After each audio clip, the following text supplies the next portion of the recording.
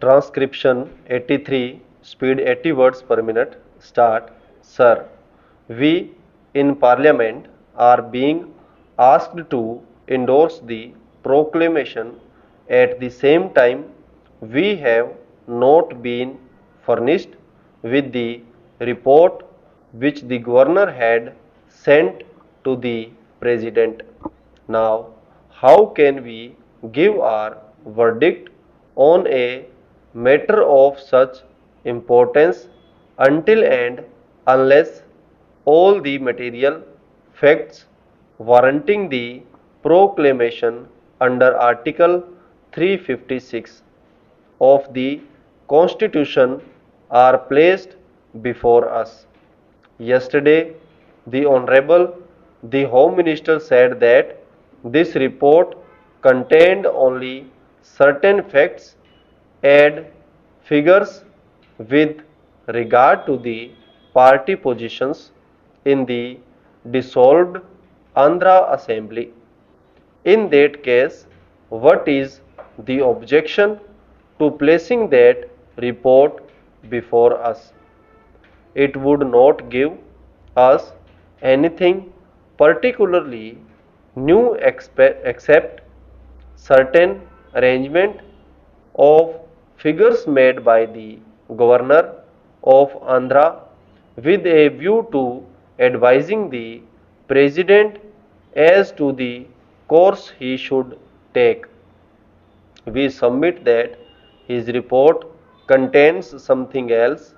It was the duty of the government to place the entire report before us for the closest possible scrutiny and the most meticulous examination by members of this House and of the other House, because this report lies at the bottom of the whole thing as far as the constitutionality of the action of the President is concerned.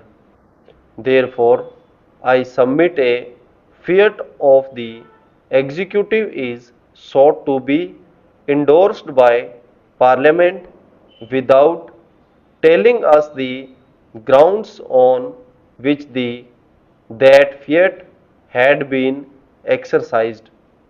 Constitutionality Constitutionally, this is improper.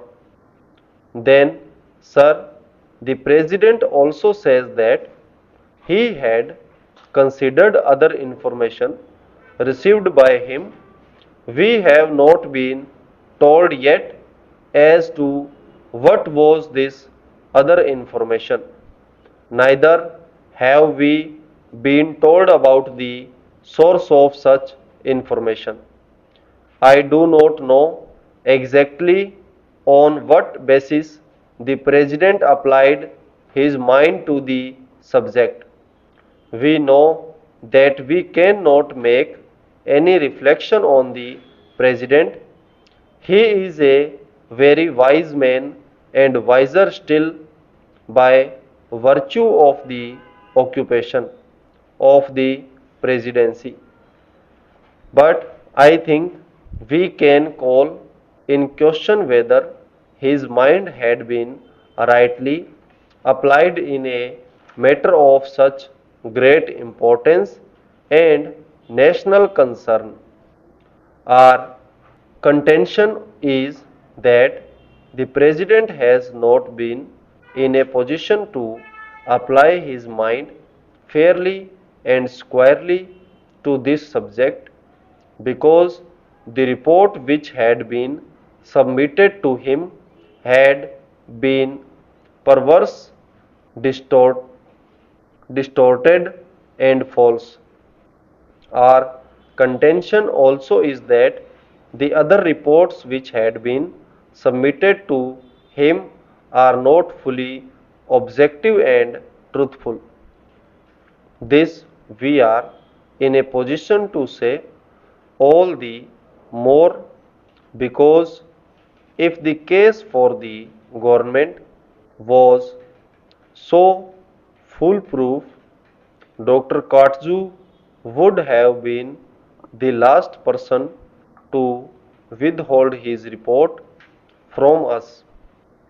I think that something is wrong in the reports, and maybe the members of this house, having looked at the reports, would have discovered certain facts which do not go to justify the case that the government has sought to make out in support of the proclamation.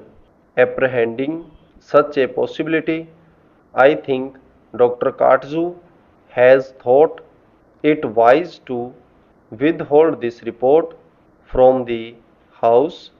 Having done it, he asked us to endorse almost blindfold a measure which is described as undemocratic event even by certain members of the Congress party. Many constitutional points have been touched.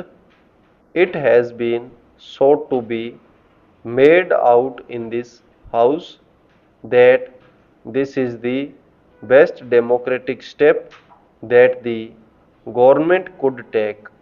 We say this is not at all a democratic step which has been taken. We are supposed to have a parliamentary system. We must have our own conventions. We have got our own constitution, but we are told time and again in this house and in the other house that there are the British constitution and their parliamentary practice which one should imitate. Now imagine a situation of this sort in England. Would the Crown have taken such a measure at all if a certain party had been voted out of office by the opposition?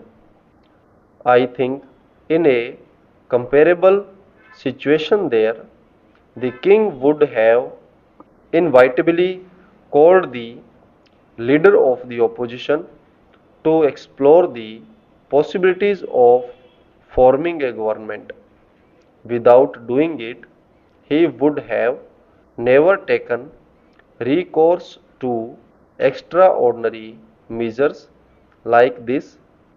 If this method had been resorted to in the United Kingdom, a serious constitutional crisis affecting not merely the internal politics of the parliament but the political life outside would have ensued. In France, for instance, there are many parties. No party by itself enjoys an absolute or a comfortable majority. What happens there?